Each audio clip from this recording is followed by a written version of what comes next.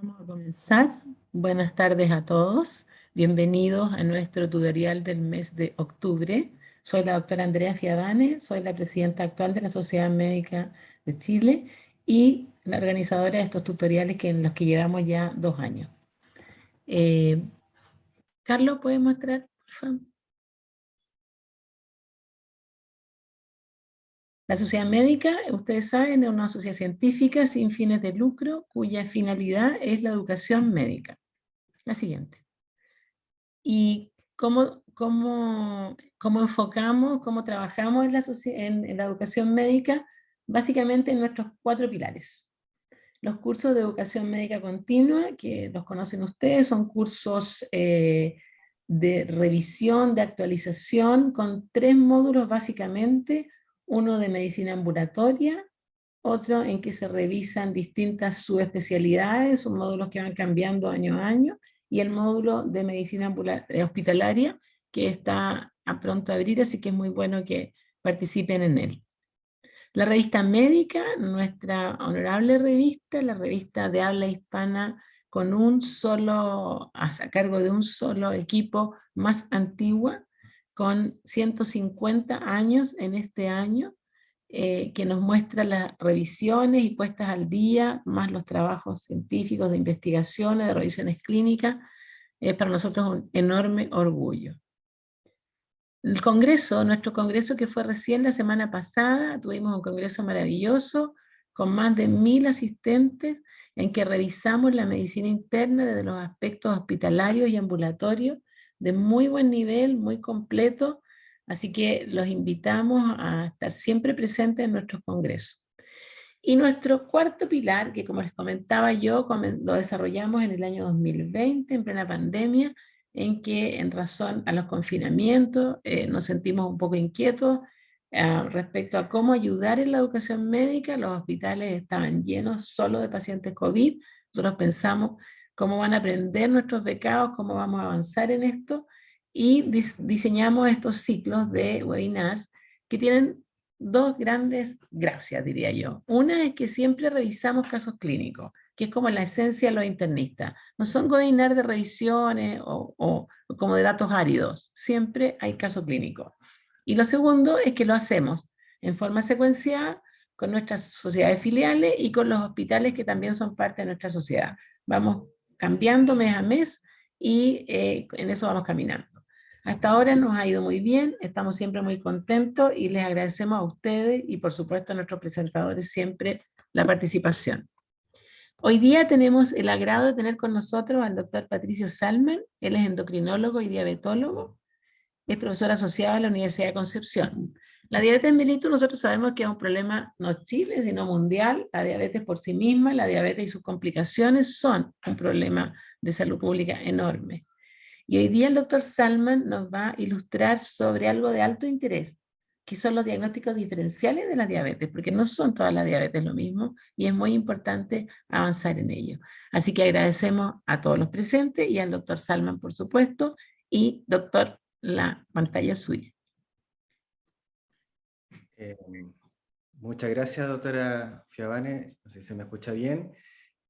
Bueno, buenas tardes a todos los presentes. Primero agradecer la invitación de la Sociedad Médica de Chile a estar presente en esta oportunidad, además de mi parte representación de la Sociedad Chilena de Endocrinología y Diabetes, para presentar una cosa que a mí me parece muy interesante a propósito para el público dirigido, que son la medicina interna, en el sentido de que la diabetes tipo 2 sabemos todos que es como la que más vamos a estar viendo como médico internista, médicos generales, pero la verdad es que hay un montón de otros tipos de diabetes que tenemos que estar atentos, y creo yo personalmente, además lo dice alguien que ama mucho la semiología, y creo que la historia clínica jamás va a dejar de ser la herramienta fundamental de la medicina, que creo que una buena historia clínica podemos tratar de orientarnos a distintos tipos de diabetes e intentar descubrir su etiología. Entonces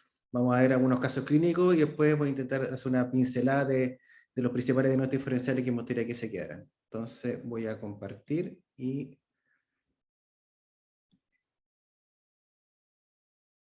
Y ahí me cuentan si se está viendo todo bien. Bueno, entonces nuevamente muchas gracias por la invitación y vamos a hacer unos casos clínicos breves y con algunas preguntas entre medio para que participen y ahí vamos desarrollando el tema. El caso clínico número 1, todos casos por lo demás que no solamente reales, sino que yo he sido su tratante en alguna parte de su evolución. Este es un paciente que conocí hace algunos años, él es un varón de 44 años, ingeniero comercial. Cuando yo lo conocí, él llevaba con un diagnóstico de diabetes mellitus de hace 4 años. O sea, todos estos datos son importantes para que vayan estando atentos. Cuando yo lo conocí ya 4 años, por lo tanto, si él debutó con diabetes a los 40 años. Y el dato anamnéstico importante es que él debutó en forma sintomática. Yo le preguntaba qué síntomas había tenido y tenía los síntomas clásicos de síndrome diabético agudo en el momento cuando debutó. Y me contaba que cuando partió con su diabetes a los 40 años, tuvo que usar desde el inicio insulina, entre otras cosas porque estaba muy hiperglicémico, y metformina. Y así estuvo algunos años, y hace un año cuando yo lo vi, previamente por un mal control metabólico le agregaron sitagliptina y empagliflozina. Entonces, esto es otro dato importante, que alguien que ya llevaba 2 o 3 años de diabetes ya estaba prácticamente con 4 fármacos para la diabetes para intentar controlar la glicemia. Es un paciente que hacía bastante deporte, en un país que es sedentario como el nuestro, él hacía tenis, fútbol en forma regular, y si bien era ordenado por alimentación, pero como muchas personas comía algunos dulces procesados. Bueno, cuando yo lo conocí, estaba usando para la diabetes glargina U300, 30 unidades a la noche, usaba una metformina al día, empagliflozina 25 y sitagliptina. Desde el punto de vista de la análisis remota, él no tenía antecedentes de diabetes en la familia directa, ni papá, ni mamá, hermano, hermana, tío, tía, nadie. No había diabetes mellitus en la familia. Y tampoco algún otro antecedente importante. No fumaba, no bebía alcohol. Y el examen físico, cuando yo lo conocí, es un paciente que estaba normotenso en ese momento, y fíjese usted que tenía un índice de masa corporal de 23. No tenía alguna fase característica, y esto a mí me parece que es importante de recordar, no tenía acantosis nígrica ni acrocordones al examen físico, tenía un nódulo tiroideo a la palpación por lo demás, y su abdomen era normal, no tenía un abdomen globuloso, y tenía un perímetro de cintura de 88. Entonces, me trajo algunos exámenes, y vean ustedes, cuando me fue a ver a mí, en esta ocasión, hace algunos años, usando 4 fármacos para la diabetes, incluido la insulina basal, está con una hemoglobina glicosilada de 8,5. ¿Okay? Totalmente inadecuada para una persona joven con diabetes.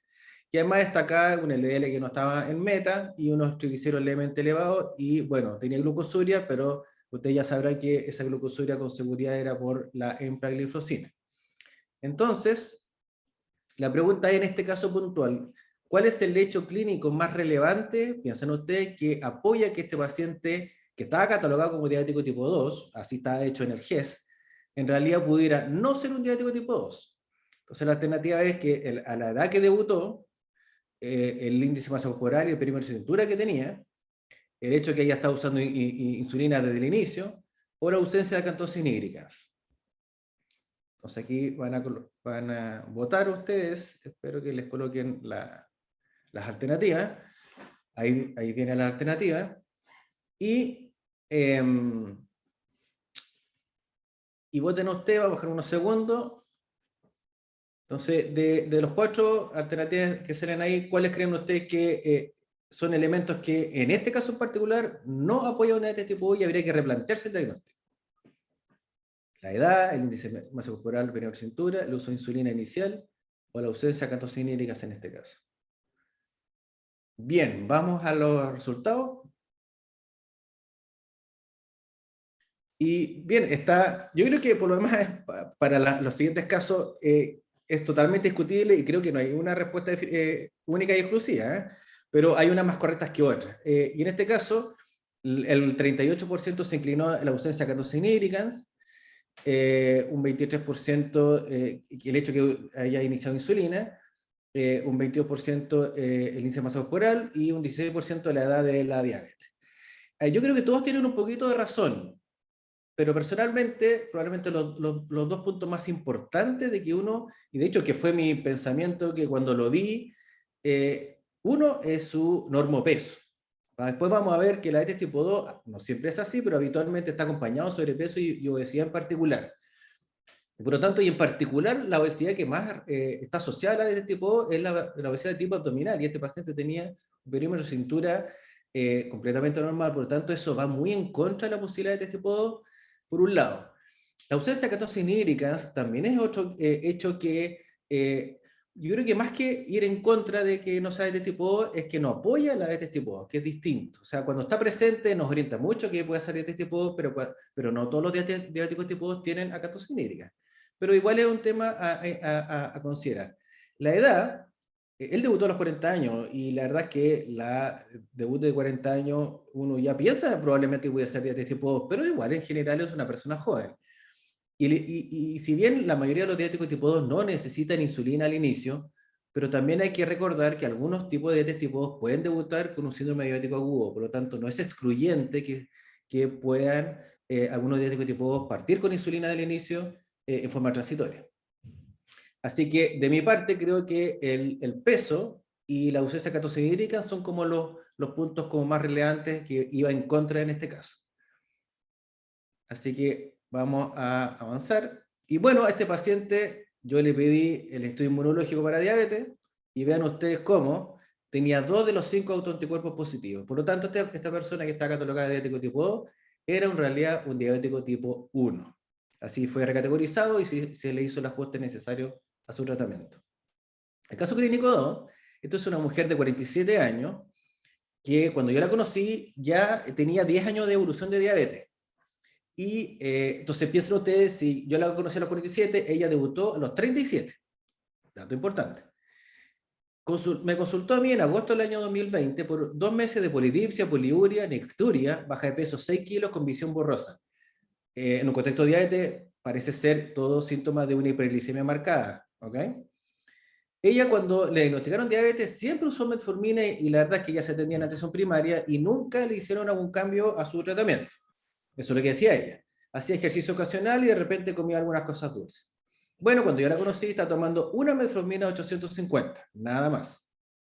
Desde el punto de vista anamnéstico remoto, ella tenía una hermana, perdón, con diabetes tipo 2, ambos padres con diabetes tipo 2, por lo tanto, uno piensa que son datos anamnésticos propios entonces de una persona que tiene diabetes tipo 2. Ok, pero tenía una hija que era diabética tipo 1.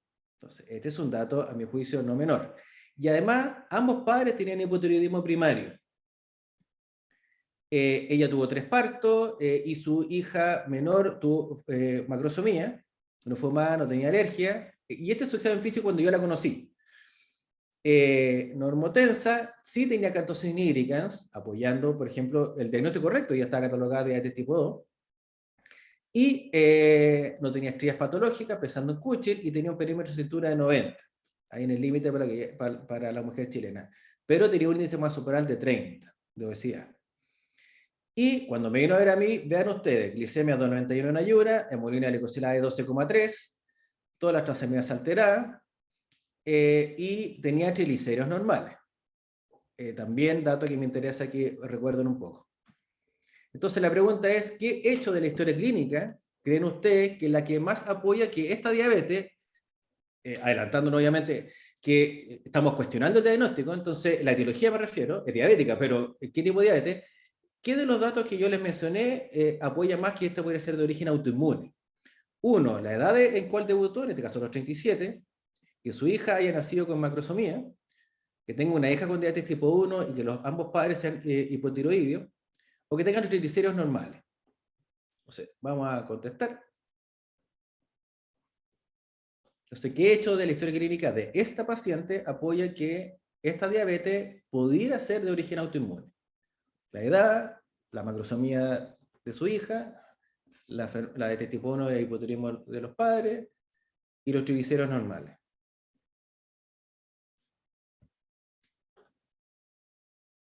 Insisto, yo creo que no hay una respuesta 100% exclusiva, excluyente del resto, pero hay una que obviamente es la que quiero que queden con el dato más importante. Vamos a la respuesta. Ya, que hay mucho más consenso, El 92% contestó que la hija con diabetes tipo 1 y los padres con hipotiroidismo.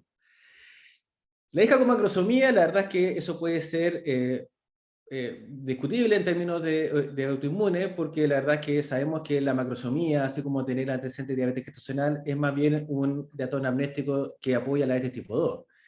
Nuevamente, la edad de debut en esta paciente, que fue 37, es una edad que eventualmente alguien ya puede tener diabetes tipo 2.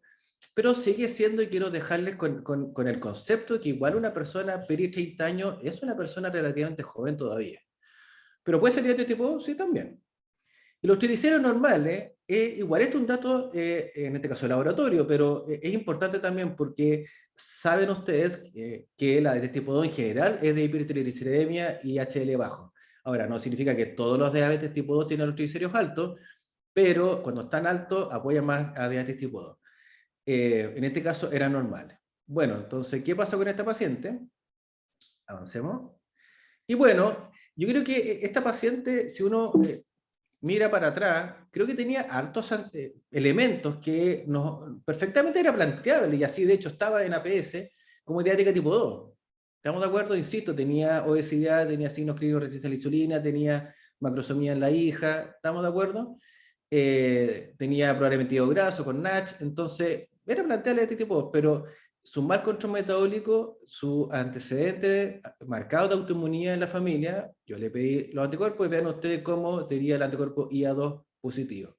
Probablemente ella fue unlada en su momento, pero ya se estaba comportando como diabética tipo 1. En la práctica era una diabetes tipo autoinmune. Entonces aquí te tienen otro ejemplo, como la anamnesis nos ayudó a tomar una decisión de pedir este examen en particular.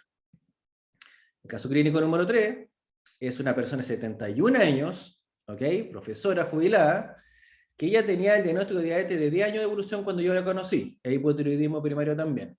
Entonces, también nuevamente hay que restar, cuando ella debutó con diabetes, debutó a los 61 años, ¿ok? Y resulta que en enero del año 2021, esto fue un caso relativamente reciente que vi, que por baja de peso con apetito conservado, poliuria, polidipsia, y baja de peso progresiva de los últimos años, me fue a consultar.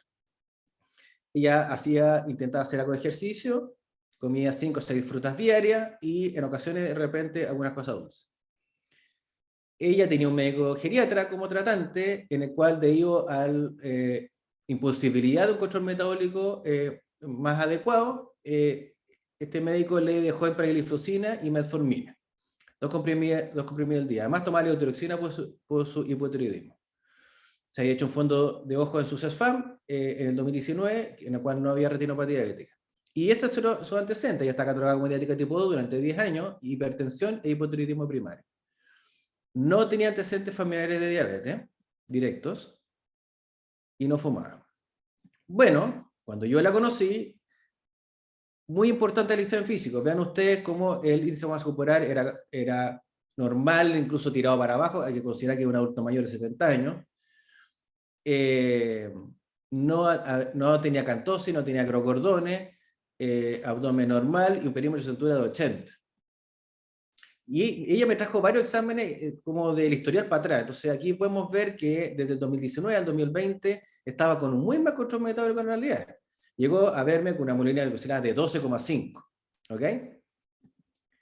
Y lo que yo hice inicialmente es que le reforcé la parte no farmacológica, siempre hago eso, le suspendí la empagliflozina, básicamente porque, por dos razones, estaba muy descompensada la diabetes y era un riesgo de una cetocidosis, y segundo, estaba en el peso límite bajo, por lo tanto la empagliflozina sabemos que la va a hacer bajar de peso. Y por lo tanto le dejé insulina basal, más un inhibidor de PP4 con metformina para ver cómo no iba a ir. Automonitoreo y que se actualizara el fondo de ojo. Bueno, la controlé, el fondo de ojo salió normal, le pido una ecografía abdominal, porque ahí vamos a ver el riesgo siempre de neoplasia pancreática. La ecografía no es ustedes sabrán, no es el mejor examen para ver páncreas, pero no tenía la posibilidad económica de hacerse un escáner, pero de todas maneras la ecografía de lo que pudo ver, en el páncreas no mostró nada, y ven ustedes, me vino a ver al mes después, con la glicemia muy alta todavía, y ven ustedes lo que yo le dejé, no le hizo ni cosquillas. Amanecía con la glicemia en 300, antes de almuerzo tenía 300 a 500, y antes de cenar tenía llegada hasta a 500. La verdad que no pasó nada con lo que le dejé, inclusive con la insulina. Así es que le ajusté la dosis de insulina y aquí viene la pregunta. Con esta historia de evolución, ¿qué examen le pedirían a esta paciente? ¿Un IGF-1, un cortisol libre urinario, un estudio para diabetes MODY o un estudio inmunológico para diabetes? Vamos a contestar. Entonces, con esta paciente, 71 años, diabetes de los 61, que ha estado con un muy mal control de la diabetes y con la historia clínica y el examen físico que les mostré. Y ya con algunos antecedentes también de que en realidad no está respondiendo a nada. ¿Qué eventualmente uno pudiera pedirle tratando de buscar un diagnóstico diferencial etiológico de otro tipo de diabetes? Vamos a la respuesta. Y bueno, aquí está un poquito más repartido. Algunos piensan que pudiera ser una acromegalia. Habría que ver qué parte de la historia clínica no hubiese orientado a una acromegalia. El curso libre urinario, lo mismo, qué parte de la historia clínica no hubiese orientado a un Cushing. De este tipo de MODY, la verdad es que ella podría ser un MODY, pero a la edad de ella sería discutible su diagnóstico, pero es una posibilidad. Y el 41% se inclinó por un estudio inmunológico para diabetes. Bien, vamos a continuar. Bueno, esta última posibilidad fue la que yo le pedí. Y vean ustedes cómo esta paciente, es bien interesante esta paciente, de hecho queremos hacer una colección de pacientes de diabetes tipo 1 sobre los 60 años. Entonces una paciente diabética tipo 1 de debut tardío, o sea, personas de 70 años con diabetes tipo 1, como diabetólogo uno lo ve, pero son gente que debutaron a las edades habituales. Esto es una paciente que debutó con diabetes tipo 1 como adulto mayor, de hecho. Entonces vean ustedes cómo tiene los ICA positivos, el tirosina fosfatasa positivo y el zinc T8 positivo. Esta era una paciente diabética tipo 1, hecha derecha desde el punto de vista autoinmunidad y por lo tanto obviamente que hubo que replantearle todo el tratamiento y quedó con un esquema basal intensificado con análogo de insulina, que es lo que corresponde a este tipo 1. ¿Ok? El caso clínico 4, ya vamos terminando los casos clínicos.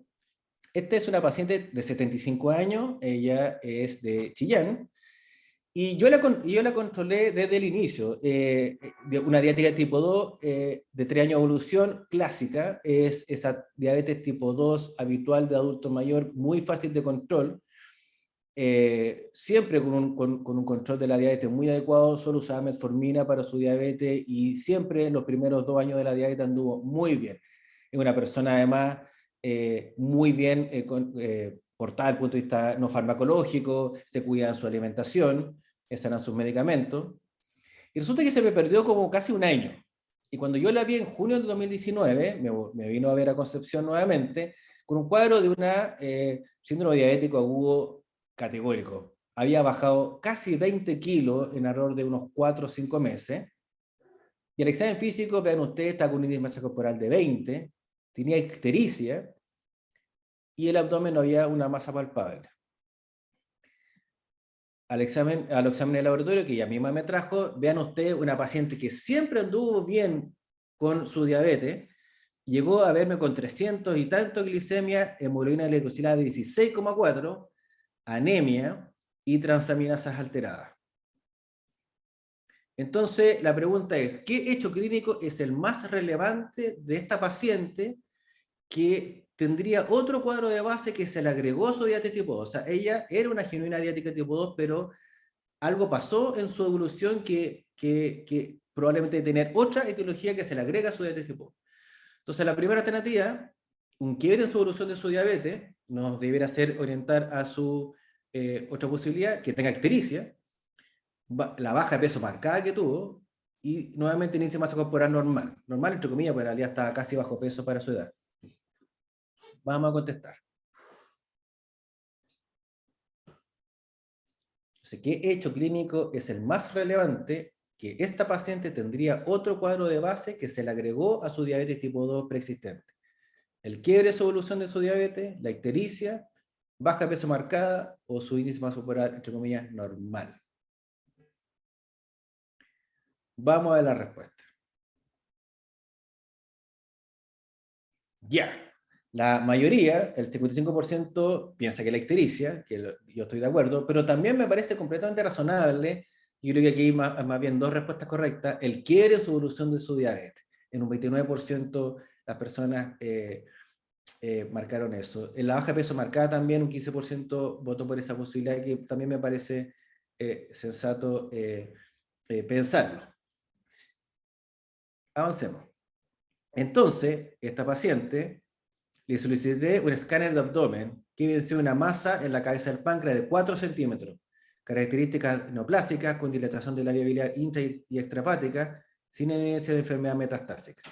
Le inició insulina, por razones obvias, simplemente porque además estaba con una hiperglicemia muy marcada, y la paciente se sometió a una cirugía de Whipple, pero lamentablemente falleció por complicaciones postoperatorias. Entonces, aquí la enseñanza es que esta paciente que tenía una diabetes inicialmente muy bien controlada, el quiere de la evolución me parece un dato anamnéstico importante, porque alguien que se portaba muy bien y andaba muy riguroso en su diabetes, a título de nada, su diabetes se les compensa, pero obviamente la ictericia, el examen físico, si ustedes ven diabetes y ictericia, tienen que pensar en neoplasia pancreática, obviamente en la cabeza del páncreas. El último caso que quiero mostrarles, que de hecho la vi solo hace pocas semanas, es una chica, una mujer de 16 años, está actualmente en tercero medio, y me vino a ver porque estaba diagnosticada de diabetes. Entonces su historia es que a los 10 años de edad, en un chequeo, a ella se le pesquisó una hiperglicemia leve, así me lo comentó la mamá. Me dijo que inicialmente no habían dicho que tenía diabetes, pero que la glicemia no está normal. Pensemos 105, 107, 108 de glicemia. La mamá me comentaba, y la paciente, que cuando a los 10 años se le pesquisó esto, no recibió ningún tipo de tratamiento, pero tampoco se le hizo, según la madre, ningún tipo de estudio buscando alguna causal de por qué una niña de 10 años está con una glicemia elevada. Y resulta que a los 14 años, por una alza glicémica, se le solicitó algunos estudios, ya fue a ver, en este caso yo todavía no la conocía, un médico endocrinólogo, y le pidió el gen de la glucoquinasa, que se hace en la Universidad Católica en Santiago, y le salió positiva para el MODY2, o de la mutación para el gen de la glucoquinasa. Por lo tanto, ella era una diabetes tipo MODY. Y vean ustedes cómo, ya incluso después de su diagnóstico de hiperglicemia a los 10 años, ya en el año 2018 arrastraba tanto glicemia en ayunas como hemoglobina glicosila completamente alterada. Y ella fue un poquito, después lo podemos conversar, un poquito al revés. A ella, después del diagnóstico, se le excluye una diabetes tipo 1, se le pidió el estudio inmunológico para tipo 1 y fue negativo. Y el examen físico completamente normal, normopeso, no había signos clínicos de resistencia a la insulina tampoco. Entonces la pregunta es, ¿qué hecho de la historia apoyaba que en este caso haya sido más probable que fuera una diabetes MODY a que en realidad haya sido una diabetes tipo 1 como se terminó excluyendo? 1, la edad. 2, el índice máximo corporal normal. 3, la ausencia de cetosis hídricas. O D, que la hiperglicemia haya sido leve.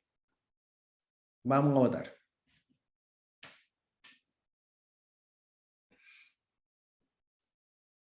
¿Qué los hace, en este caso en particular, pensar que en este caso esta chica haya sido más probable que haya sido una diabetes MODY que una diabetes tipo 1? Vamos a ver la respuesta. Ya, la mayoría se inclinó en un 75% por la hiperglicemia leve. Un 17% la edad, el índice más corporal otro porcentaje, un 6%, y un 2% la ausencia de cetosis nítricas. En este caso, yo creo que tanto la hiperglicemia leve como la edad son datos relevantes, considerando que a diferencia, y si ustedes ya recuerdan de los primeros casos que eran todos diabetes tipo 1 de debut de adulto, que la diabetes tipo 1 en los adultos pueden ser, y por eso algunos se llaman LADA, mucho más larvado, mucho más discreto inicialmente. La diabetes tipo 1 en la niñez y en la adolescencia suelen ser mucho más agresivos y suelen ser mucho más hiperglicémicos. Por lo tanto, cuando vean una niña, un adolescente con una glicemia apenas elevada, no quiere decir que no pase una diabetes tipo autoinmune o tipo 1, pero esos son más propios de las MODY y además de las MODY que no son muy hiperglicémicas como la MODY 2. ¿Ok? Entonces, avancemos. Entonces, con estos casos clínicos, le voy a dar a ustedes una pincelada muy breve de los distintos diagnósticos diferenciales que uno debe tener como médico internista, que vemos pacientes adultos en particular, de las distintas causas de diabetes. Entonces, cuando ustedes vean a una persona con síndrome metabólico, en personas con antecedentes familiares de diabetes tipo 2, personas más de 40 años, si son obesos, en particular si la obesidad de tipo abdominal, signos clínicos de resistencia a la insulina, sedentarismo, alimentación inadecuada, si además al laboratorio tiene hipertrigliceridemia, HL bajo e hipertensión, la verdad es que nadie se cuestionaría mucho que este fenotipo es más propio de una diabetes tipo 2. Perfecto. El punto es que cuando alguien se diagnostica diabetes, pero no tiene alguno o la mayoría de estos elementos, nosotros tenemos que ser un poquito más aguja en la historia clínica e ir a buscar otras posibilidades, como lo hemos visto. Entonces, la hiperglicemia, la verdad es que pueden ser muchas las causas, desde diabetes monogénica, diabetes autoinmune, que nosotros los adultos algunas veces parte acumulada, enfermedad del páncreas exocrino, no solamente cáncer de páncreas, como les mencioné, sino que hemocromatosis, fibrosis quística y otras posibilidades, endocrinopatía, yo soy endocrinólogo también, por lo tanto, cucha, acromegalia, como vamos a ver, son causas de diabetes, muchos fármacos como los corticoides producen diabetes, el VIH, algunos síndromes genéticos, por lo tanto, todas estas posibilidades, incluso otras, uno se las tiene que plantear. Esta es la clasificación clásica de la ADA, que nos divide la diabetes tipo 1, la diabetes tipo 2, la diabetes tipo 3 u otros tipos de diabetes, o secundarias como se conoce, y la diabetes gestacional, en el cual la OMS en el año 2019 hace algo parecido, solo que pone como clasificación una nueva forma, que son las formas híbridas, que parecen ser diabetes tipo 2, pero en realidad pueden ser uno, en el cual está, a proposición en este caso de la OMS, que no está tampoco validada en otras sociedades científicas, pero que ellos creen que en vez de llamarle LADA a la diabetes autoinmune del adulto, sino que en realidad es una diabetes autoinmune de lenta evolución. Entonces, muy brevemente vamos a ir mencionando algunas características de los otros tipos de diabetes, y vamos a partir con la MODE, que es una diabetes de tipo monogénica, que habitualmente se diagnostica en etapas de edades precoces, antes de los 20 años, y tiene algunas características que sería interesante discutir. Primero, que son de diabetes que cuando parten son diabetes habitualmente leves. Rara vez debutan con una diabetes como la diabetes tipo 1 con cetoacidosis. Por lo tanto, cuando partan una diabetes en un chico, una chica, adolescente con una glicemia apenas elevada, hay que pensar que pudiera ser una MODE. El debut de estas diabetes, o más que debut, porque como son monogénicas, en realidad siempre ha sido así, pero el diagnóstico habitualmente se hace antes de los 25 años. Son hereditarias de un patrón autosómico dominante, habitualmente son normopeso, tienen ausencia de signos clínicos de resistencia a la insulina, y en la actualidad ya están descritos más de 15 mutaciones, y por lo tanto, entre comillas, hay como 15 MODI distintas, siendo el MODI 2 el que les mencioné como caso clínico el más frecuente. Y muchos MODI han sido erróneamente diagnosticados inicialmente como diabetes tipo 1 o como diabetes tipo 2. La otra que me interesa mucho abrirle un poquito ¿cómo se llama? El espectro de la sensibilidad clínica es la diabetes autoinmune en nosotros el adulto. Este diagnóstico de LADA, la verdad es que la LADA como tal no está también considerado como diagnóstico oficial por la ADA, por la Asociación Americana de Diabetes, pero básicamente es una diabetes autoinmune, pero que parte en la adultez joven, pero que tiene un inicio leve. Y por lo tanto, como es leve, y esto parte en la adultez, se confunde rápidamente con una diabetes tipo 2, y parten con tratamiento con hipoglicemiantes orales, y como funciona inicialmente, porque todavía hay una reserva pancreática, se confunde con este tipo 2 y quedan catalogados inicialmente con este tipo 2. Entonces, las diabetes autoinmunes en el adulto son un grupo de pacientes con una forma lentamente progresiva de diabetes autoinmune, que puede ser tratado inicialmente sin insulina. Y por eso que ya lo confusiona un poco con pensar que puede ser la diabetes tipo 2. ¿Ok?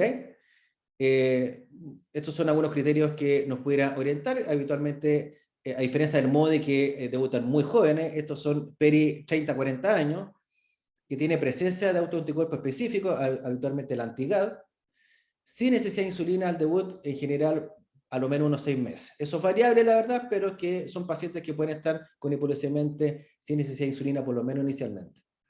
Habitualmente son gente de enorme peso, bueno, sabemos que hay una pandemia de obesidad también, así que eso cada vez va siendo un poco menos probable, pero no tienen obesidad habitualmente, por lo menos al inicio.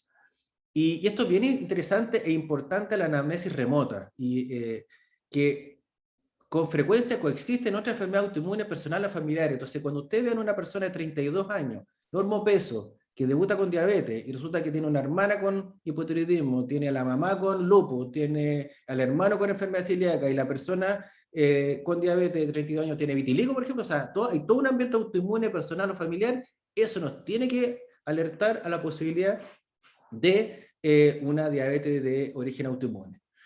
La cetoacidosis es infrecuente como debut de la a diferencia de la diabetes tipo 1 de la niñez.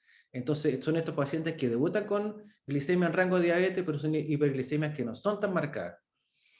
Esto es un estudio, más bien esto es un review, ya tiene sus años, de un ex profesor mío, el doctor Pollack, de la Católica, y que les aquí pone como un cuadro comparativo de cómo es la diabetes tipo 1 autoinmune clásica versus la diabetes autoinmune del adulto cuando debuta de forma leve. ¿Ok? El otro diagnóstico diferencial, si bien es raro, yo he visto como especialista pocos casos, pero hay que estar atento, son las diabetes mitocondriales. Las diabetes mitocondriales también son monogénicas, pero tiene lamentablemente un fenotipo muy variable, por lo tanto la verdad es que es fácil no diagnosticarlo al inicio. La diabetes mitocondrial, como esto es un defecto genético en la mitocondria, es una diabetes que solo es transmitido, porque recordaron ustedes que el ovocito es el único que tiene mitocondria, el espermatozoide no, por lo tanto, esto es una diabetes solo heredada a través del lado materno. ¿Ok? Entonces, por lo tanto, los varones no pueden heredar a sus hijos o hijas esta diabetes, pero pueden ser portadoras. Pero sí las madres a la descendencia. ¿Por qué? Porque viene de la mitocondria. Y muy importante, dato anamnéstico que nos tiene que a nosotros para las antenas, es que está frecuentemente asociado a sordera. Por lo tanto, cuando vean una diabetes, entre comillas, tipo 2, pero además tiene sordera sensorio neural, paremos la antena porque en una de esas podría ser una diabetes mitocondrial. Es una diabetes de inicio insidioso, habitualmente, de una penetrancia alta, y la mayoría de las personas ya tienen rango de diabetes alrededor de los 30 y tantos años. Por lo tanto, es una diabetes de edad joven. Habitualmente son homopeso y tiene una hipoacusia de carácter sensorio neural, que este dato es importante, frecuentemente precede al inicio de la diabetes, por lo tanto, cuando debutan con la diabetes, los pacientes van a decir en la anamnesis, sí, yo uso audífono o tengo una sordera en tratamiento con otorrino. Entonces, eso nos tiene que ¿cómo se llama? Ayudar a la sospecha. Tiene compromiso neurológico variable, de hecho, esta diabetes de herencia materna asociada a sordera tiene un acrónimo en inglés, que tiene una contraparte que tiene menos de diabetes, pero es un compromiso neurológico grave, que es el MELAS, quizá ustedes lo han escuchado hablar. Tiene frecuentemente miopatía, compromiso oftalmológico, compromiso renal y compromiso gastrointestinal. El otro gran saco que produce diabetes son los fármacos. Los fármacos, hay muchos fármacos que pueden producir diabetes, uno más que otro, y la verdad es que aquí les puse un pequeño resumen, hay mucho más por supuesto, pero ¿qué me gustaría transmitirles de los fármacos productores de diabetes? Los corticoides, todos los internistas y en realidad todos los médicos tenemos que saber que los corticoides producen diabetes. Y de hecho, los corticoides es una de las pocas causas de diabetes reversible. Alguien usa prednisona 60 miligramos al día, puede estar diabético mientras ocupe 60 miligramos al día, pero si después se lo suspenden, eventualmente la diabetes puede remitir. Pero los antipsicóticos también producen diabetes, hacen aumentar de peso también, el tratamiento antirretroviral produce diabetes, si bien los antirretrovirales más actuales producen menos diabetes y producen menos dislipemia que los antirretrovirales más antiguos, en particular los inhibidores de proteasa, pero todavía es una causa de diabetes que hay que estar atento.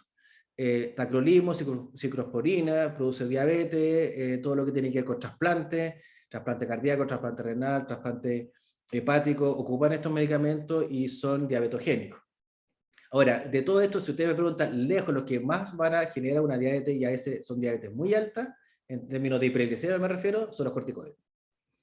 Y esto quiero comentarles que a propósito, como estamos hablando del ambiente ambulatorio, el fármaco corticoide más frecuentemente utilizado en ambulatorio es la prednisona, y la prednisona tiene una característica, a diferencia de la dexametasona, de la betametasona o de corticoides de depósito. ¿Cuál es? Que la prednisona, que habitualmente se deja en la mañana, tiene un efecto glicémico bien desigual durante el día. ¿Qué quiero decir? Cuando ustedes dejan prednisona en la mañana, la hiperglicemia ocurre alrededor de 12 horas después, para después rápidamente bajar y resulta que al día siguiente la persona puede amanecer normoglicémica. Entonces, si alguien está ocupando corticoides, prednisona quiero decir, y sospecha que pudiera tener diabetes, por el criterio de diagnóstico de glicemia en ayuno, es altamente probable que se les pase el diagnóstico de diabetes. Por lo tanto, esta es una de las pocas causas de diabetes que de entrada tiene que ser con tolerancia a la glucosa oral, porque si no se les va a pasar la diabetes.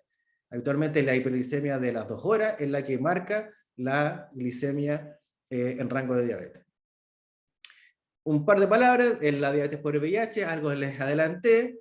Ustedes saben que el VIH en la actualidad es una patología crónica, y la prevalencia en la población VIH que tiene diabetes es hasta un 4,5% en estudios internacionales. Ahí les voy a mostrar un estudio que hicimos en Concepción hace algunos años.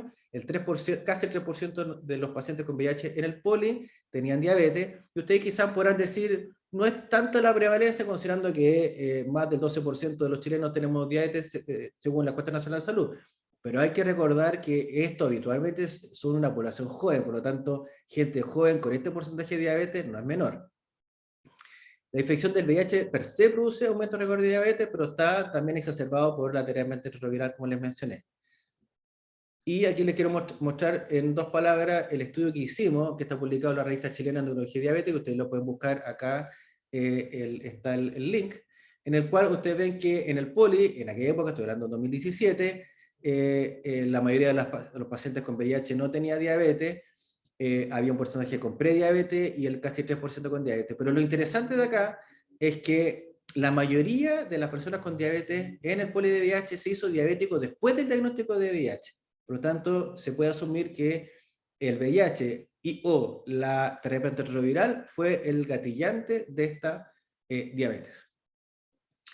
La diabetes por endocrinopatía, la verdad que usted, también como internista lo debe saber, todas estas enfermedades endocrinológicas producen diabetes, pero la verdad es que la hiperglicemia está en un contexto que es fácilmente identificable de la endocrinopatía. ¿Qué quiero decir? Que a diferencia, por ejemplo, de la diabetes por diabetes tipo 1 en el adulto, en la ADA, por ejemplo, que se confunde con diabetes tipo 2, la verdad es que alguien que tenga un Cushing clínico, en examen físico de historia, y además está hiperglicémico, la verdad es que rara vez se les va a pasar el Cushing como diagnóstico. Si alguien tiene un fenotipo de acromegalia y tiene hiperglicemia, en realidad es relativamente fácil creer que en realidad no es una diabetes tipo 2, sino que una enfermedad una diabetes por acromegalia. Entonces, en general, rara vez una endocrinopatía va a manifestarse solo por hiperglicemia, esa endocrinopatía. Entonces, esto en general no debiera generar mayor problema de diagnóstico diferenciales. Otro saco que me parece importante, y todos sabemos de la medicina interna, que las pancreatitis agudas son súper frecuentes. Y la verdad es que la pancreatitis aguda puede generar diabetes y no infrecuentemente. La verdad es que no hay tanto estudio en la literatura, pero se sabe que el 25% de las personas que hacen una pancreatitis aguda van a desarrollar diabetes, o sea, no es menor, prácticamente un cuarto de ellos. Y casi la mitad algún tipo de glicemia, como prediabetes también. Por lo tanto, cuando alguien hace una pancreatitis aguda, tenemos que estar atentos a la posibilidad, tanto en el intrahospitalario como en su evolución ambulatoria, que pudiera desarrollar diabetes.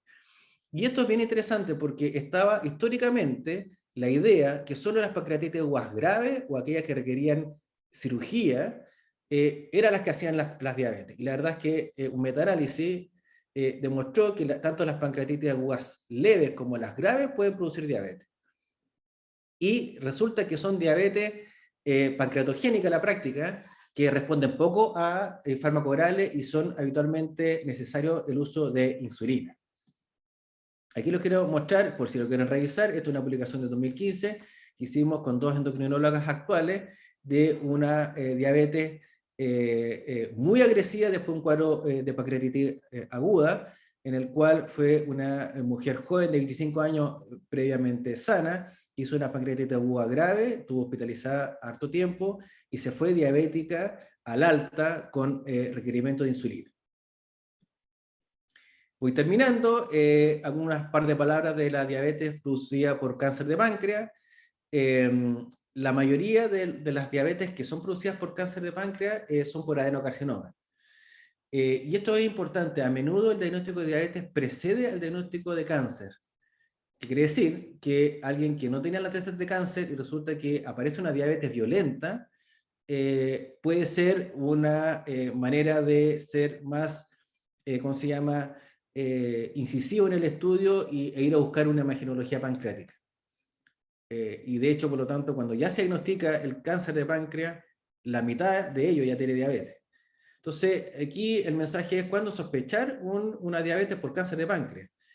Si bien el cáncer de páncreas puede ocurrir a cualquier edad, pero sabemos que su mayor prevalencia son adultos mayores. Por lo tanto, y a propósito de la diabetes tipo 2 clásica de un adulto mayor, que es habitualmente una diabetes no agresiva, en general, que son diabetes relativamente de fácil control metabólico, si yo tengo un adulto mayor que debuta con una hiperglicemia muy marcada o severa, yo creo que es perentorio pensar en una posibilidad de un cáncer de páncreas, aunque no termine siéndolo, pero tenemos, por la gravedad del cuadro de base que pudiera estar teniendo, creo que tenemos que ser más incisivos ahí y tratar de ver que no vaya a ser un cáncer de páncreas. Entonces, si yo tengo a un adulto mayor que no tiene antecedentes familiares de diabetes y que debuta con una diabetes muy violenta y agresiva, me parece que hay que ir a buscar una posibilidad de un cáncer de páncreas.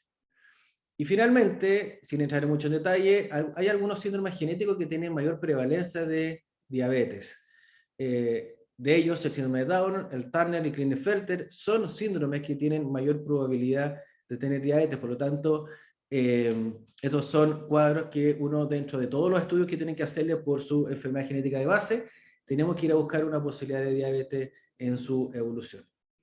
Entonces, finalmente, aquí les traigo un cuadro resumen de un poco de lo que les mencioné, cómo tienen distintas características, tanto en la historia clínica como en algunos exámenes de laboratorio, las diabetes tipo MODY, las diabetes autoinmunes del adulto, las diabetes mitocondriales, por endocrinopatía, las por pancreatitis aguda y cáncer de páncreas. Hay muchas más causas de diabetes de los diferencial, por supuesto, pero estas son las que me parece que como médico internista, como médico no especialistas, tenemos que estar atentos a la posibilidad de su diagnóstico. Así que agradeciendo la atención, y esto es una postal de mi querida Universidad de Concepción. Muchas gracias. Muchas gracias, doctor Salman. Muy completa su presentación. Agradecemos, por supuesto, a la Sociedad de Endocrino que eligió muy bien a su expositor y al doctor que nos ilustró con casos súper interesantes y su pincelada, como dijo que fue un poco más que pincelada, en que nos habló de las dudas, porque nosotros decimos diabetes, sabemos más o menos diabetes, siempre sabemos de dos, bastante, más o menos bastante, pero puede no ser dos. Entonces, invitamos al público a hacer las preguntas, pero mientras vamos a ir haciendo lo que tenemos ya que el público ha mandado. La primera pregunta que nos mandaron, doctor, fue mientras estaba haciendo la presentación, hablaban específicamente del caso 1, pero en el fondo, ¿cuáles son los marcadores que debes buscar en estos pacientes? Ya, Porque a veces también depende de dónde estén, tienen que definirlos más o menos, etcétera. Sí, la verdad es que en Chile afortunadamente contamos en la mayoría de los laboratorios con la posibilidad de pedir los marcadores inmunológicos para diabetes. Hasta hace algunos años se hacían solo 4 y hace algunos años se incorporó el anticuerpo anti-Zinc T8, que en ocasiones a veces es el único marcador de autoinmunidad. En la actualidad, por lo demás, tiene código FONASA para los primeros 4 autoanticuerpos, por lo tanto, pensamos que debiera ser una oportunidad para que el costo no sea un impedimento ante una sospecha de una diabetes de tipo autoinmune en el adulto, de poder solicitarlo. Y son los anticuerpos que el antiislote, la antiinsulina, el fosfatasa IA2, el anti-Zinc T8 y el clásico del LADA, el anti-GAD.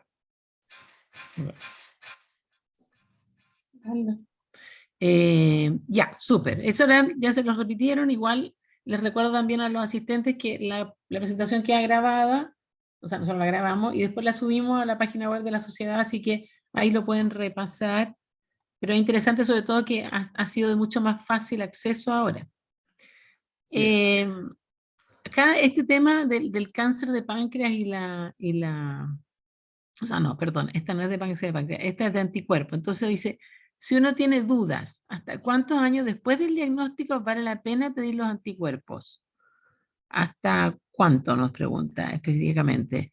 O Algunas pedirlos siempre.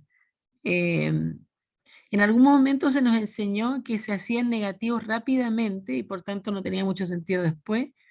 Eso. Nos pregunta específicamente con el antiinsulina, que es el único, cuando el antiinsulina es el único positivo. Pero preguntan, contéstanos lo de los tiempos.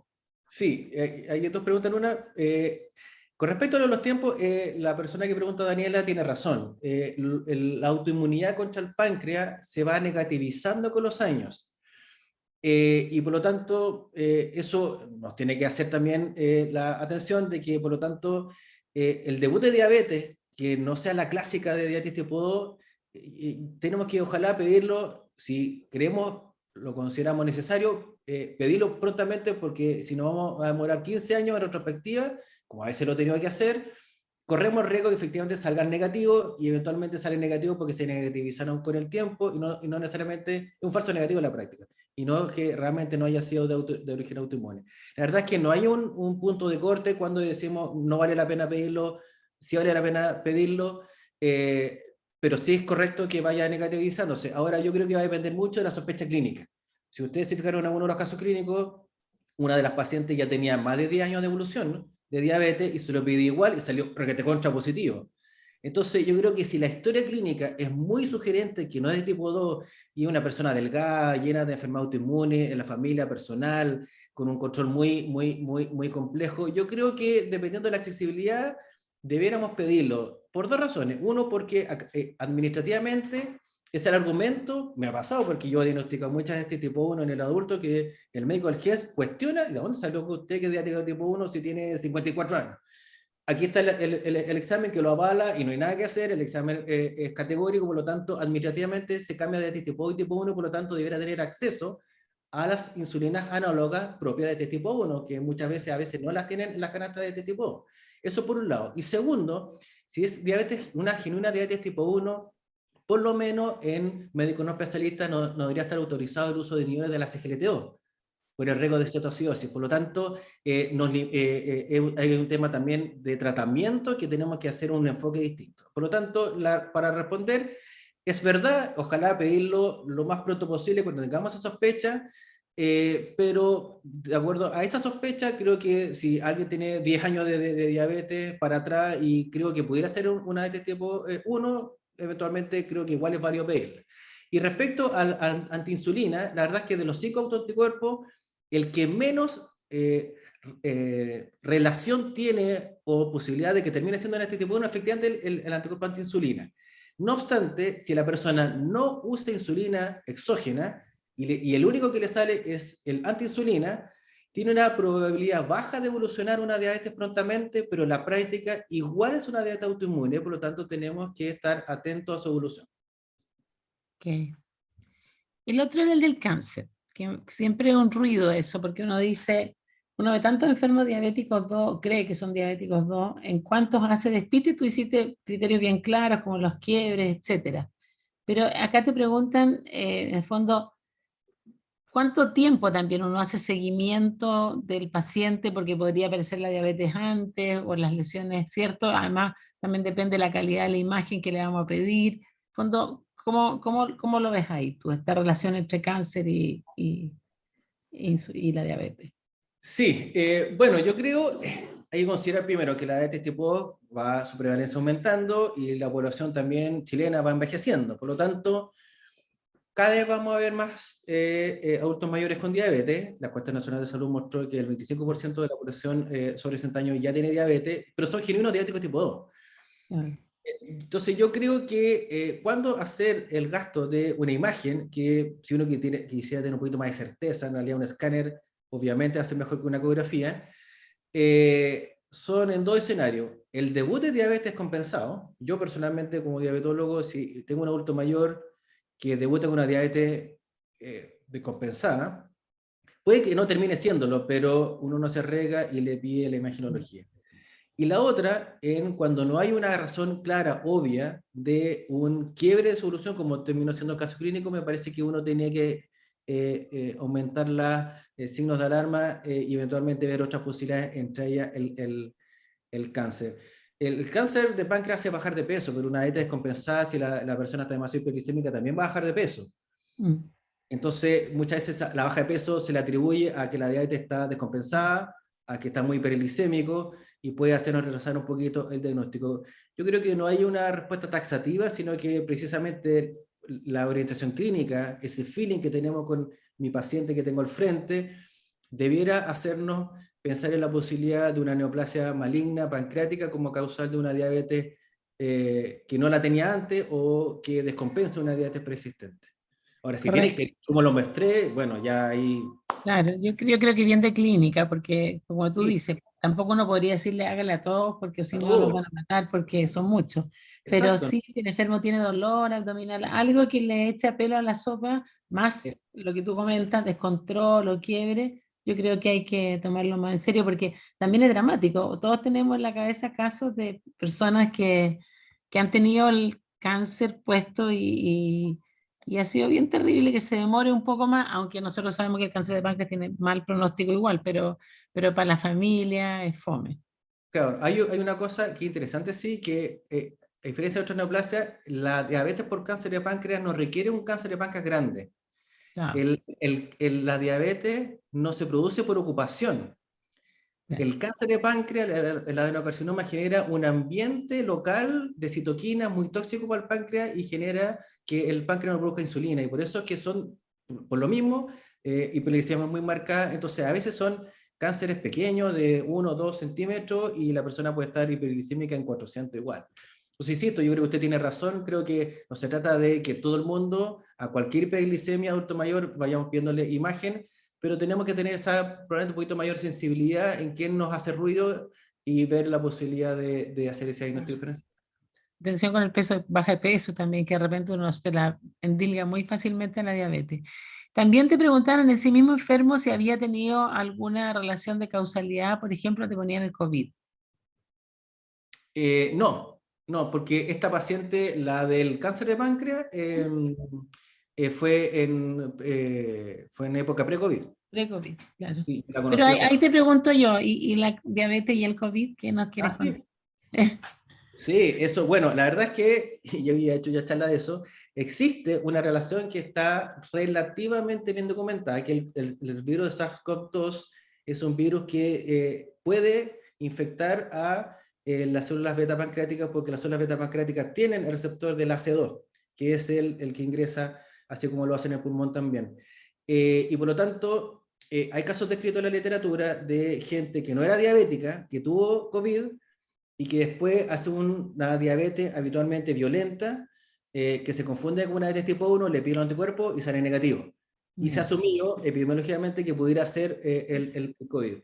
Los primeros casos, de hecho, fueron reportados en el año 2020 y hay una iniciativa internacional que trata de recoger estos casos. Eh, Personalmente no me ha tocado ninguno que no era diabético previo, pero sí he visto gente que era diabética previa, que tuvo COVID, incluso COVID leves, por lo tanto no ocuparon corticoides, que uno entendería que la dieta se le echó a perder porque le dejaron corticoides después de la hospitalización, sino que son COVID leves que después la diabetes se le fue a las pailas en buen chileno y ha tenido que ocupar insulina. Por lo tanto, creo que si alguien ha tenido COVID, y creo que tenemos que estar un poquito atentos a su manejo de la glicemia porque eventualmente pudiera haberse empeorado. Correcto. Nos preguntan si se graba, ya les contestamos que sí. Nos preguntan características clínicas, que yo creo que es importante para diferenciar los tipos de MODI. Y Bien, a ver, con respecto al MODI, yo creo que el MODI hay que aumentar ¿cómo se llama? Las alarmas nosotros a la medicina porque está súper subdiagnosticada. Eso es un hecho que se sabe. Segundo, hay unas revisiones muy bonitas que podemos buscar en la literatura porque hay algunos genes que históricamente se mencionaron como causal de MODI, MODI 8, 9, qué sé yo, pero la verdad es que en la actualidad se está discutiendo si tiene un rol patogénico o no. Entonces se está como reclasificando y de hecho en la actualidad lo más correcto no es hablar de un MODI con un número, sino que hablar del MODI con el gen. Entonces en vez de hablar de MODI 2, diríamos hablar de MODI de la mutación de la glucokinasa, del MODI 1 del HFN 1.3 y así. Entonces, yo creo que en global, creo que lo primero tenemos que pensar que en una posibilidad de MODI, y ahí quizá hilar fino al tipo de MODI. Con respecto a lo primero, gente joven, gente que no tiene síndrome metabólico y resistencia a la insulina, menos de 20 años habitualmente, y muy importante, como esto es una diabetes monogénica de autosómica dominante, es muy habitual que en la historia anamnéstica remota haya muchos familiares con diabetes. Sí, doctor, doctora, sabe que mi tía es diabética, somos 5 hermanos, todos con diabetes, tengo 20 tíos con diabetes, mi mamá, mi abuela, o sea, al final casi que el 80% de la población y de su herencia para arriba tienen diabetes. Eso nos hace orientar a una posibilidad de MODI, a menos que, y eso también lo he visto, que sea un MODI de novo, una mutación de novo. Y ahí no va a estar ese historial para atrás. Con respecto a los subtipos de MODI, que la pregunta, insisto, es medio difícil, pero por ejemplo, las MODI 1 y las MODI 3 son de hiperglicemias que prontamente se hacen marcadas y necesitan insulina. Unas de ellas tienen habitualmente glucosuria antes que la hiperglicemia. Entonces, si yo veo en la niñez a alguien que tiene glucosuria pero todavía no tiene hiperglicemia, ojo, pudiera ser en un futuro MODI. Y el MODI 2, que es el mejor más frecuente, es la típica hiperglicemia a gusto nada, como pasó en esta chica, que tenía 107, 108, nadie le dio mucha pelota y resulta que después se transformó más, pero son diabetes que son de fácil control. De hecho, la MODI 2, por definición, no requiere tratamiento farmacológico por años, a menos que se le agregue la fisiopatología a la diabetes tipo 2. Por lo tanto, si tengo una persona con MODI 2 y que avanza en su edad y después se vuelve obesa, va a requerir fármaco no por el MODI 2, sino porque ya se agregó la diabetes tipo 2 sobre un MODI 2. ¿Ok? Eco. El monitoreo continuo de glucosa sirve para hacer diagnósticos diferenciales, no hablemos de sequía de tratamiento, sino para lograr cambiar, digamos, orientar hacia alguno u otro. Sí, es una posibilidad, yo creo que una herramienta que cada vez se está ocupando más, pero probablemente no tanto específicamente, que es lo que la pregunta, para hacer diagnósticos diferenciales etiológicos. Probablemente lo que nos va a ayudar mucho a tomar decisiones en términos del tratamiento, pero no necesariamente al cuadro etiológico, porque, insisto, si yo tengo una persona de 30 años, normopeso, que fue catalogado de este tipo 2 y después al año está con 500 de glicemia, si yo le pongo un monitoreo con glucosa, probablemente me va a demostrar los tiempos rango que van a estar súper altos, pero igual la hemolina glicosilada que va a estar en 15, me deberá hacer pensar que quizá hay otra posibilidad etiológica. Entonces, para responder a la pregunta, no tengo conocimiento que nos pudiera orientar mucho o ayudar mucho en el diferencial, pero sí nos ayuda mucho al manejo de la diabetes propiamente tal. Claro, para el manejo sin duda. Y respecto hablaste un poco de eso, de la insulina como medicación para positivizar anticuerpos.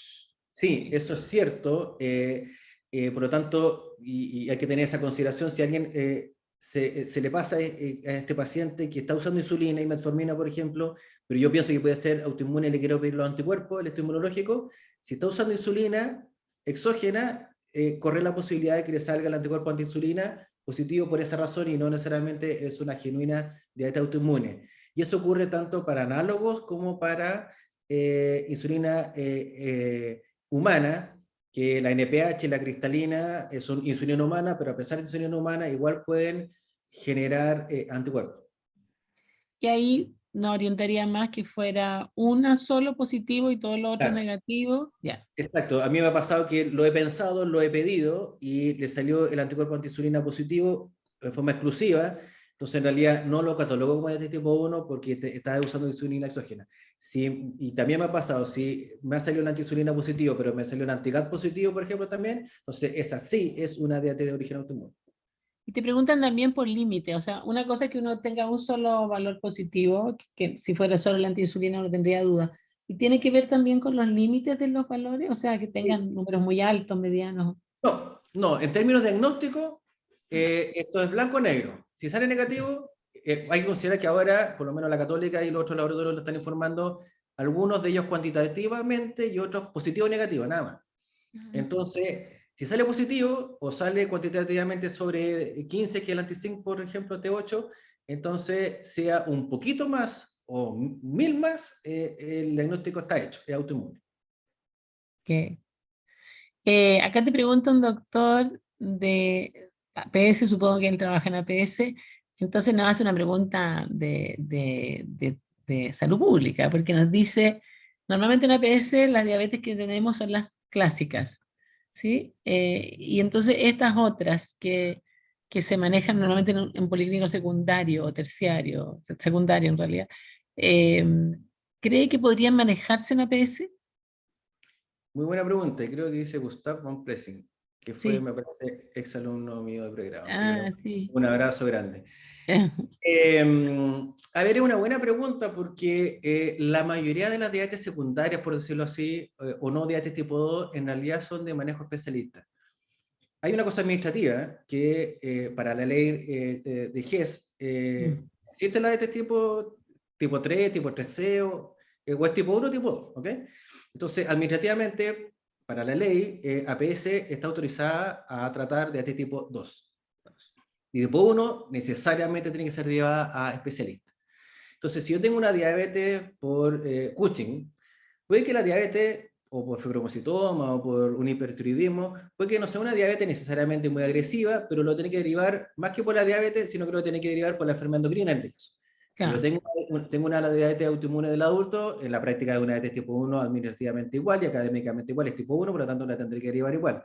Si tengo un cáncer de páncreas, lo tendré que derivar por el cáncer de páncreas más que por la diabetes, entonces termina en realidad siendo ser derivadas todas. Entonces, bueno, hay tanta de este tipo que también con eso APS tiene más que trabajo y suficiente, pero las otras diabetes, aunque no sean muy hiperglicémicas, terminan siendo derivadas especialistas igual por la enfermedad que le generó la ahora, diabetes. Exacto. claro. Claro, probablemente ahí el mensaje a tu alumno, que bueno que te pregunte, también es un poco lo que tú remarcaste harto, que era insistir en la sospecha. O sea, ellos tienen una gran masa de dos y tienen pega, como tú decís, nadie dudaría. Pero ahí como remirar, es como lo que uno les dice a los hipertensos secundarios o primarios, remira al enfermo para ver si te quedas muy tranquilo con que este es un enfermo primario o secundario. Lo mismo les debe pasar con la diabetes. O sea, mira al enfermo para ver si te convence o si tienes una duda, mejor explorarla, ¿cierto? Por supuesto, doctora, y de hecho, un comentario pequeño, muchos de estos pacientes, claro, es consulta espontánea del paciente, pero muchos son derivados precisamente de los médicos no especialistas. Muchas veces estos pacientes no somos nosotros los que diagnosticamos esta diabetes secundaria, está derivada de un médico de APS o médico internista que lo sospechó muy bien y lo derivó correctamente. Así que, si al fin y al cabo la mayoría de las diabetes no las vemos nosotros los especialistas, la mayoría de las diabetes los ven los médicos no especialistas y por lo tanto, al verse enfrentada a esta diabetes, tener este espíritu crítico para ver qué elemento de la historia clínica nos pudiera orientar a otro tipo de diabetes. Dice, muchos pacientes con diagnóstico de intolerancia a glucosa están con metformina. ¿Cómo recomienda buscar el diagnóstico de diabetes en el caso de sospecha? O en, digamos, Perfecto. de la misma forma que alguien que no usa antidiabético, digamos. En la práctica, lo que entiendo de la pregunta, Rosa, es que es lo mismo, solo que en el caso de una prediabetes, ¿ok? Intolerancia a la Claro, glucosa, ¿ok? Yo creo que es válido exactamente lo mismo para lo que hemos comentado, porque si yo tengo una intolerancia a la glucosa en una persona de 18 años, normopeso, sin acatocinírica, sin acrocordones, sin obesidad abdominal, sin historia familiar de diabetes, yo me pregunto, ¿por qué alguien de 18 años tiene prediabetes? Eso no es normal, entonces tendré que ir a buscar causa. ¿Okay? Lo que pasa es que si la persona es solo prediabética y todavía no está diabética, una diabetes compensada, eso es poco probable de las causas secundarias de diabetes que son muy hiperglicemiantes, como por ejemplo un Cushing, por ejemplo corticoides, o acromegalia, entonces, o el cáncer de páncreas. Entonces, es poco probable que esas causas me den apenas una hiperglicemia en rango de prediabetes. Probablemente van a ser las otras causas de diabetes secundaria, pero que generan apenas una hiperglicemia. Por ejemplo, he visto hartas hiperglicemias en rango de prediabetes por hipertiroidismo. Habitualmente hipertiroidismo severo, sí. Entonces, como habitualmente los hipertiroidismos por enfermedad de Graves son en gente joven, mujeres jóvenes de 22 años, 23, 25, 30, y resulta que vienen fuera de sus hormonas tiroideas con un hipertiroidismo severo, vienen con una hiperglicemia 117. Yo digo, ¿por qué alguien está con 117? Resulta que el estrato del hipertiroidismo y después la glicemia se normaliza. Entonces yo ahí concluyo que esa hiperglicemia en rango de prediabetes fue por el hipertiroidismo. Bien. Entonces, creo que sigue siendo válido igual, sea prediabetes o diabetes, la historia clínica nos tendría que como que orientar a otra posibilidad. Al mismo de asociaciones, nos hace una pregunta, ¿cuál es el mecanismo de la relación entre diabetes e hiperpara? ¿O es una NEM? Esa es la pregunta.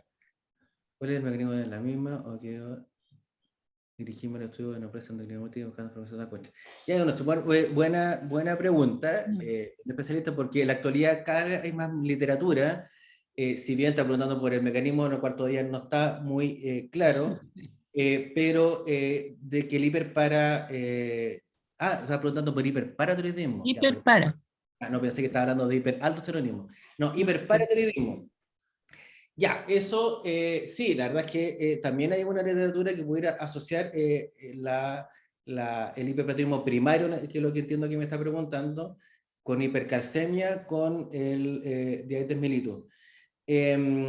Probablemente esa asociación inicialmente la pensaría en un contexto de NEM1, claro. que es asociación con tumores de la región celular, adenomas funcionantes o no funcionantes, con tumores enteropancreáticos. Y de hecho también hay tumores de la suprarrenal, por lo tanto, más probable que sea una conexión con, inicialmente, con una enfermedad de Cushing hipofisiaria o con un tumor neuroendocrino pancreático hiperfuncionante, como un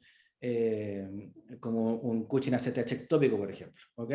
Y que asociadamente también tiene una hipercalcemia por un hiperparatrismo primario. Por lo tanto, si yo veo algún día un hiperparatrismo primario que tiene diabetes, en un contexto, entendiendo nuevamente, no de típico tipo 2, entonces pensaría que pudiera haber una asociación con las otras patologías de NEP1, ir a buscarla.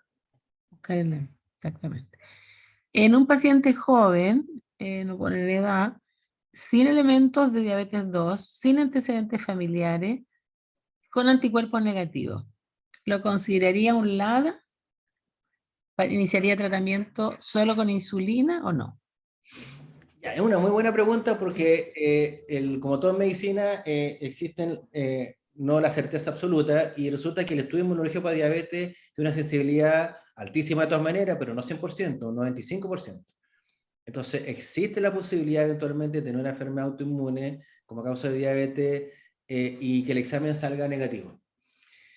Eso es infrecuente de todas maneras, yo me lo he replanteado en algunas pacientes que he tenido jóvenes sin ningún elemento de síndrome metabólico, no hay por dónde que sean diabetes tipo 2, le he buscado también el Cushing subclínico, buscándole por todos lados, la verdad es que no hay nada, y ahí las trato de todas maneras por el nivel de hiperglicemia que tenga, a propósito después de la pregunta. Si necesitan insulina, les dejo insulina, si no necesitan insulina, no les dejo.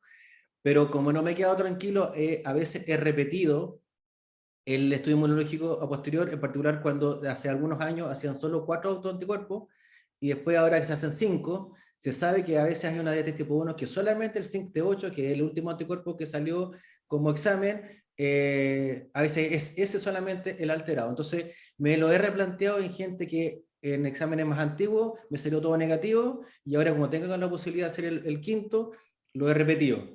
Me ha salido negativo nuevamente, será un falso negativo, es un poco difícil de saber, pero Alexis tiene razón. Existe esa posibilidad que de todas maneras epidemiológicamente es baja. Correcto. Después le preguntan las drogas, no tan nuevas, pero de uso más masivo ahora yo diría, ¿cierto? Los análogos GLP-1, los inhibidores de P4 o IGTL2, en pacientes LADA o diabetes 1, ¿qué piensa del uso? Es una muy buena pregunta, Sí. actualizada en el sentido que la de este tipo 1, cuando me pone el lado de este tipo 1, igual quiero que a la audiencia les quiero de todas maneras que el LADA en la práctica es diabetes tipo 1. Académicamente uno le dice LADA porque tiene una manera de expresión clínica, pero en la práctica el LADA es diabetes tipo 1. Dicho eso, análogo GLP-1 todavía no está aprobado para diabetes tipo 1, pero hay estudios en curso que se están haciendo. En particular en los pacientes con diabetes tipo 1 que tengan factores de riesgo cardiovascular, ateromatoso establecido, que pudiera ayudarnos a tomar esa decisión, pero todavía no hay una recomendación formal. Con respecto al inhibidor del SGLT2, en la actualidad y lo formal es que no se deben ocupar en diabetes tipo 1 y solo se reserva para especialistas porque en paragliflozina 2,5 miligramos se ha visto en algunos estudios que ya están hechos que mejora mucho la variabilidad glicémica de la diabetes tipo 1 y por lo tanto los tiempos en rango y no generaría cetoacidosis euglicémica, que es como el fantasma de ocupar estos fármacos en diabetes tipo 1. Por lo tanto, en un escenario controlado, idealmente por especialistas, y con las dosis que en la actualidad se está recomendando, que es EMPA 2,5, de hecho, el doctor Bruno Gracia de la Católica ya está agrupando casos para su publicación, pudiera ser una posibilidad, pero en general no se está autorizado su uso masivo, por decirlo así. Correcto. Te ponen otro caso que es un varón de 40 años, IMC de 29, hospitalizado por un síndrome coronario agudo, y en la hospitalización diagnostican una diabetes con una hemoglobina glicosilada de 10, sin insulinopenia, con glicemias de 300. Y te preguntan, ¿le hacemos estudio inmunológico o no le hacemos estudio inmunológico? Buena pregunta, yo creo que igual se pueden sacar otros datos como los antecedentes familiares, insisto, la clínica aquí es muy importante, buscar el examen físico, si no escriben resistencia a la insulina o no, a pesar que tiene un IMC 29. A ver, primero me parece planteable, bueno, la persona es diabética, en este caso que lo están poniendo porque tiene una hemoglobina glicosilada de 10, así que es un diabético no conocido. ¿Cómo se llama? Y resulta que como tiene esa hemoglobina glicosilada y está con un infarto de miocardio, probablemente debiera irse al alta con insulina y algún otro fármaco, por ejemplo, análogo GLP-1. Y creo que tal como está puesto ahí, me parece plantear una posibilidad, si hay otros elementos que pudieran apoyar a la autoinmunidad, sí, le pediría. Para mí 40 años sigue siendo una persona joven.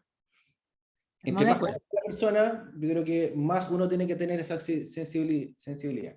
Ahora, esa misma persona de 40 años, pero a pesar de IMC 29, está toda la familia diabética, tiene acantosis, tiene acrocordones, tiene un perímetro cinturón aumentado, por eso quizás se infartó, tiene triglicéridos altos, yo creo que le resta un poco posibilidad de que sea autoinmune y habría que verlo. Si no tiene nada de eso otro que acabo de mencionar, yo me abriría la posibilidad de sí pedirle el estudio inmunológico. Sí, es interesante porque, buena pregunta en eso, porque uno podría pensar a la simpleza que por el tener el síndrome coronario, una edad más o menos joven, pero en realidad, claro, si no tiene nada de lo otro, podría ser un diabético perfectamente uno. En los estudios de otras endocrinopatías te preguntan si con elementos clínicos o hay algún laboratorio que te haga decir, ah, puede tener alguna otra cosita este señor.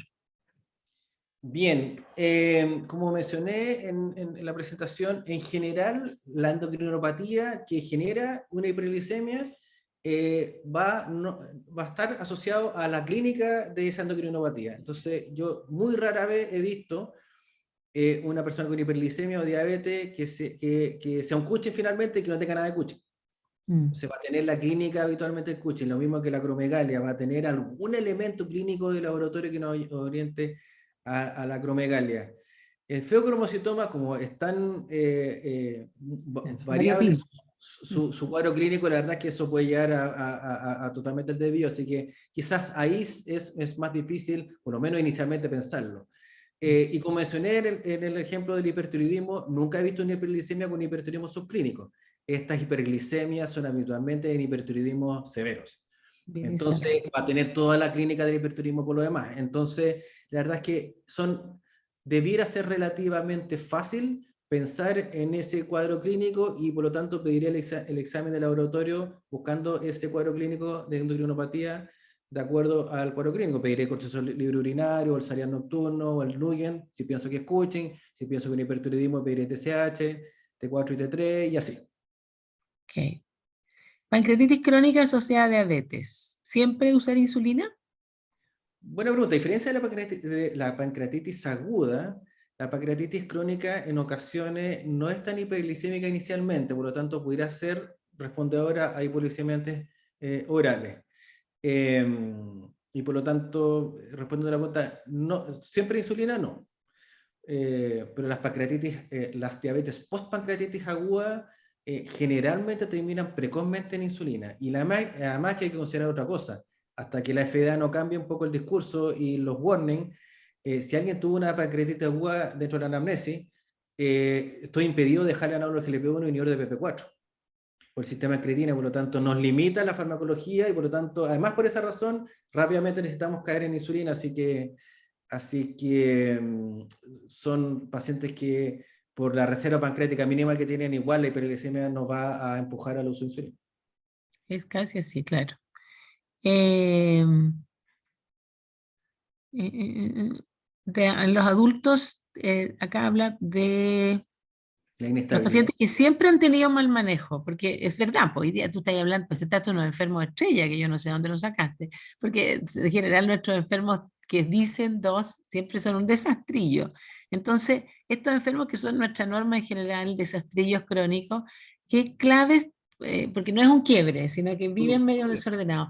En adulto mayor, algo que te sople, buscar ahí como, para tener dudas, para tener...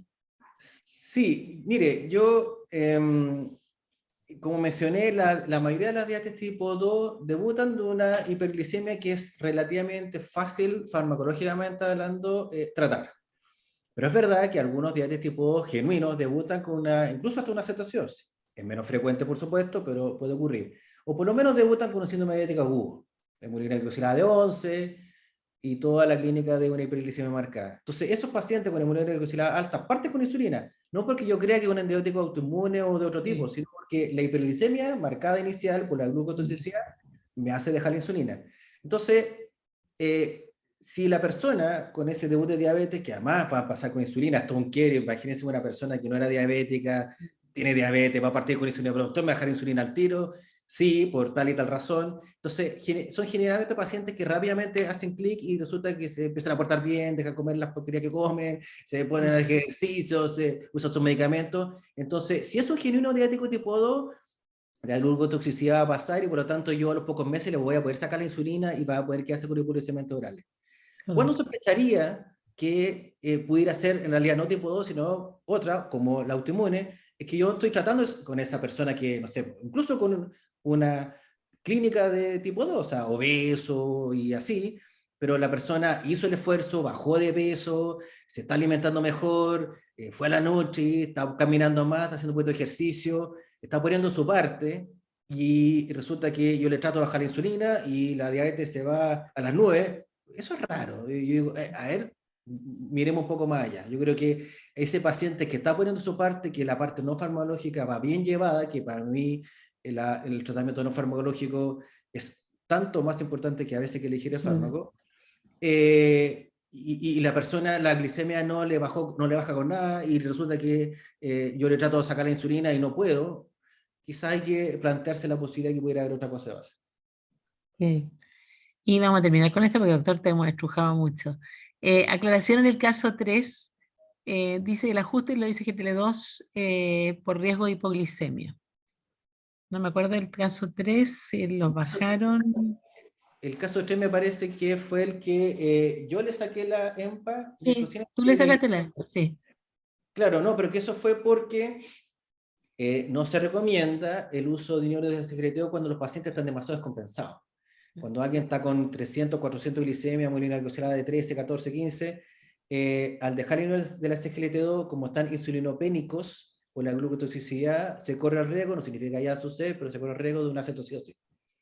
Y además esta persona está súper bajo peso, entonces sabemos que si lo dejo a alguien con IMC de 20, un nivel secreto, capaz que lo va a bajar más de peso. Me parece una alternativa a reconsiderar después que el paciente está compensado. Entonces, yo lo que a veces he hecho, los trato con insulina, con lo que corresponda, los pacientes ya no están con una hiperglicemia marcada, han recuperado peso, de hecho, porque ya no están hiperglicemia, recuperan parte del peso perdido por la descompensada, y cuando ya están mejor en ese sentido, después les dejo nivel de secreteo si corresponde. Sí, eso es, bueno, tiene otra pregunta ahí al respecto, pero como te digo, te vamos a dejar que yo creo que eso es súper importante porque son drogas interesantes, además por muchos años tuvimos poco que ofrecerle, ¿verdad?, a los pacientes en lo que es protección renal y protección cardíaca, entonces están hoy día los nefrólogos, los cardiólogos muy arriba de la ola con usarlo, pero hay que Sí. ser cauto porque hay minutos y timing para usarlo, y yo creo que prevalece el control correcto de la glicemia de todas maneras, y mucho de no farmacológico, como dices tú, eso es súper importante, ¿cierto? Así, personalmente soy un convencido y cada vez yo estoy enamorado de la unidad de secretariado, creo que es una herramienta espectacular, no solamente por la diabetes, sino por el tema de insuficiencia cardíaca con fracción de eyección disminuida en particular, que son los estudios que más lo avalan, y en enfermedad renal crónica, el DAPA-CKD, y acaba de salir ahora el EMPA-Kidney, que los datos son bastante categóricos en enfermedad renal crónica con diabetes y sin diabetes, de la disminución de los distintos outcomes renales. Entonces, ¿cómo no va a ser importante que nuestros pacientes con diabetes que queremos evitar que lleguen a diálisis ocupen un medicamento que lo va a beneficiar? Así que, pero como usted dice, también hay que elegir bien el momento de hacerlo. El timing, yo creo que esa es la historia, o sea, como tú has planteado enfermo en lo que uno está jugándose entre diabetes uno u otro, hay que compensar al enfermo y una vez que uno logra llegar a ese stage, ahí obviamente hay que usarlo, no usar toda la caballería al tiro porque además te vas a equivocar probablemente. Así es. Oiga, doctor Salman, le agradecemos mucho, hemos estado haciéndola, pero miles de preguntas, despertó muchas dudas del público, sus casos fueron preciosos, así que agradecemos a la Sociedad de Endocrinología, el buen ojo del doctor Pineda, muy buen presentador, muchísimas gracias, lo pasamos muy bien, esperamos que usted también lo haya pasado muy bien, y Absolutamente. eso. Así que muchas gracias, doctora Fiavane, a la Sociedad Médica por la invitación y nada, ojalá que estos sean, ¿cómo se llama? Datos que nos ayuden a que a los, insisto, a los médicos no especialistas estar atentos a estos diagnósticos diferenciales y como digo, la historia clínica es clave. Siempre. Muchas gracias, buenas noches, Doctora, gracias, doctor Salman, nos vemos el otro mes. Chao. qué bien, chao, gracias.